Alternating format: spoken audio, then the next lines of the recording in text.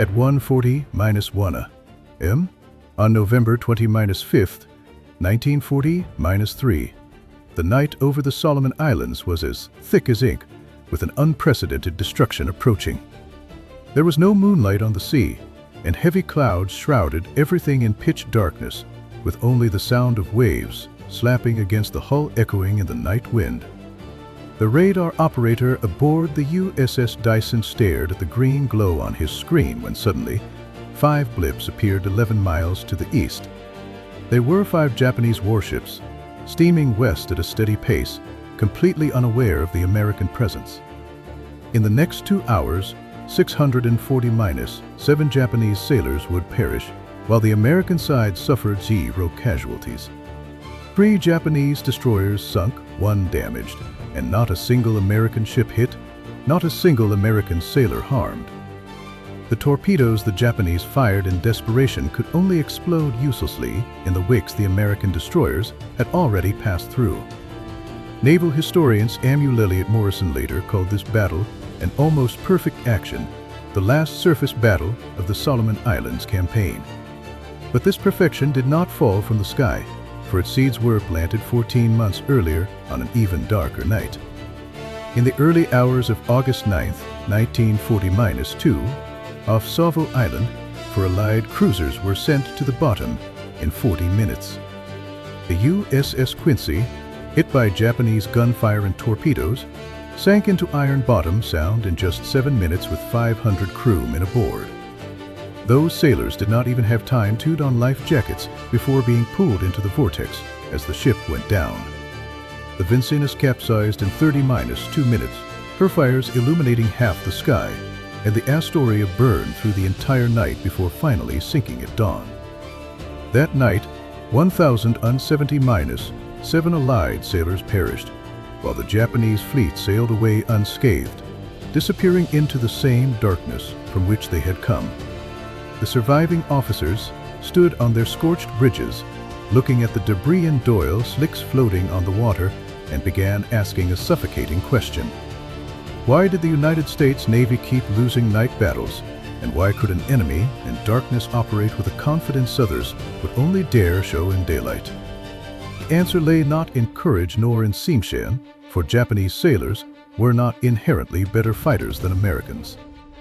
They simply possessed something the United States had not yet mastered, the ability to see in the dark. The Japanese Navy's night battle advantage rested on 3 pillars, the first being torpedo tactics far superior to their peers. Their Type 90-3 oxygen torpedo, called the Long Lance by the Allies, had more than 3 times the range of American torpedoes and a larger warhead, and left almost no wake. At night, when you cannot see torpedoes coming, this invisible lance is the deadliest weapon, for by the time you spot it, it is already too late. The second pillar was extremely rigorous night battle training, with Japanese destroyer forces conducting extensive nighttime combat drills before the war. A Japanese destroyer captain later recalled that during pre-war night training, they would practice formation changes in torpedo southwest in the dark for days on end, until every movement became as natural as breathing. The third and most important pillar was that the United States Navy had not yet learned how to use radar correctly. In the early days of the war, commanders did not trust the readings of this new technology, nor did they know how to translate radar information into tactical advantage. They still relied on visual contact to confirm targets, which meant the Japanese Navy, with superior night vision and experience, always held the upper hand. The difference between Savo Island and Cape Street, George was exactly this, for at Savo the Japanese spotted first and fired first, while at Cape Street, George Burke spotted first and fired first. At the Battle of Cape Esperance in October 1940-2, although the Americans achieved a costly victory, the problems exposed remained serious. At the Naval Battle of Guadalcanal in November, 2 American Rear Admirals were killed, marking one of the darkest moments in United States Navy history. And the Battle of Tassafaronga at the end of November pushed the disgrace to new heights as an American cruiser formation with overwhelming firepower was devastated by Japanese destroyer torpedoes. The USS Northampton sank and 3 cruisers were severely damaged, while the Japanese destroyers withdrew leisurely after launching their torpedoes with almost no losses. Defeat after defeat, analysis after analysis, the United States Navy began a long and painful process of self-renewal, with staff officers carefully reviewing each battle. After Savo Island, they analyzed the improper use of radar, and after Tassafaronga, they studied the flaws in formation layout. Each analysis drove minor tactical adjustments, and each adjustment was tested in the next engagement. But this self-correction operated too slowly. From Savo Island to Cape Street, George, a full 15 months, 12 surface engagements, and the cost of countless ships and lives were required to complete this transformation. And the man who represented the completion of this transformation was Arleigh Burke, who was not a born war hero. Born in 1900 on a farm in Boulder, Colorado, he spent his childhood on the vast plains, developing a reserved but indomitable character. After graduating from the Naval Academy in 1920-3, he spent most of his career on destroyers, becoming obsessed with studying torpedo tactics. He had written papers on torpedo attacks at the Naval War College, proposing ideas considered heretical at the time, such as relying on radar rather than visual sighting for torpedo aiming at night. When he was appointed commander of Destroyers Squadron 20-3 in October 1940-3, he brought with him an entirely new combat philosophy distilled from 14 months of failure.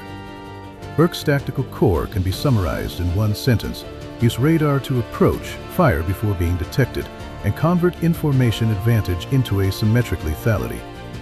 This sounds simple but is extremely difficult to execute, for it requires commanders to suppress the urge to fire when they can see the enemy and wait for the optimal moment. When the radar operator tracks Japanese warships 11 miles away and the distance keeps closing, any surface warfare officer's instinct is to act, to fire, to exploit the advantage of knowing where the enemy is. But Burke's tactics demanded suppressing this instinct until the battlefield situation was exploited to the maximum, making the 15 minutes between radar contact and torpedo firing the most critical moments of the entire operation. During those 15 minutes, Burke's ships silently approached the enemy in the darkness, every second shortening the distance, while the Japanese warships remained completely unaware. This restraint, the ability to hold fire when you can see the enemy, is the hardest part to convey afterward, for Burke divided his 5 destroyers into 2 divisions with different tasks. He personally led the 1st Division of the Dyson, the Claxton, and the Charles A. S. Byrne, responsible for approaching from the flank and launching torpedoes. Commander Ralston led the 2nd Division of the Spencer, the Converse, providing gunfire support after Burke's torpedoes hit, finishing off damaged enemy ships. The tasks and timing of the 2 divisions had been rehearsed to the point where they could be executed without real -time communication, each division knowing its role. In late November 1940-3, the Solomon Islands campaign was winding down as American forces landed successfully on Bougainville, and the Japanese urgently needed to reinforce Buka Island. However, the Japanese Army and Navy had serious disagreements about Allied intentions, with the Army stubbornly believing the Bougainville landing was a feint and the real target was Buka's airfield. The Army's judgment was wrong, yet the Navy had to carry out the Buka reinforcement mission against its own strategic judgment, a fatal flaw in the Japanese war machine. On the night of November 20-4th, the Japanese Navy dispatched 5 destroyers, with the Ami and Mac in Ami as escorts, and the Ma Giri, Yuzuki, and Uji Iri handling transport duties. Over the past 15 months, countless Japanese destroyers had traversed this waterway, transporting supplies and engaging in desperate battles with the American fleet on countless nights. Burke's destroyer Squadron 20-3 was on patrol in the area, and before this, Burke had spent weeks training his squadron, repeatedly drilling the 2- division coordination tactics. When radar picked up the Japanese formation, Burke immediately acted according to his rehearsed tactics, leading the 1st Division to approach from the Japanese formation's beam direction. He silently closed the distance to 5,500 yards in the darkness, practically point-blank range in a night surface engagement, close enough that torpedoes could hardly miss. Then he ordered torpedoes fired, and 15 torpedoes slid silently into the dark water, heading toward the unsuspecting Japanese warships.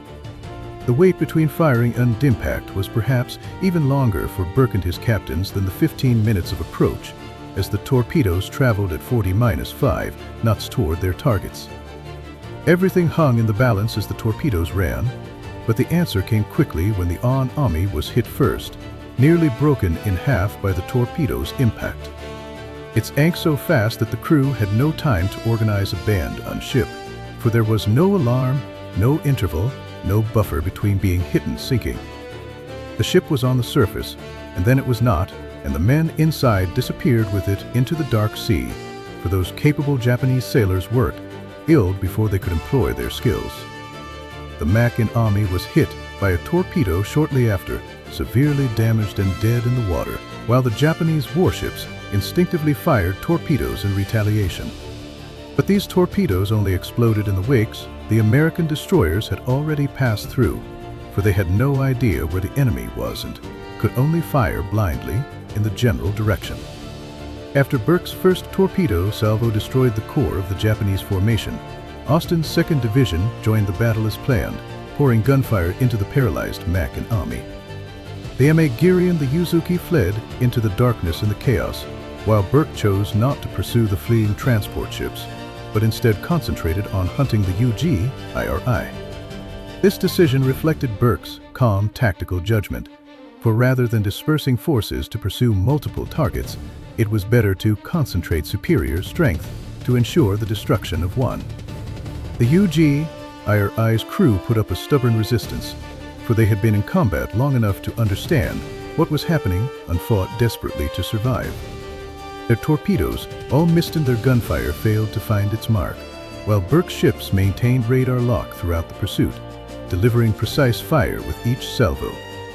The UGIRI gradually slowed in flames, listing to one side, and finally sank at 3:20 Theta. Exactly 90-3 minutes after Burke fired his first torpedo at the Army.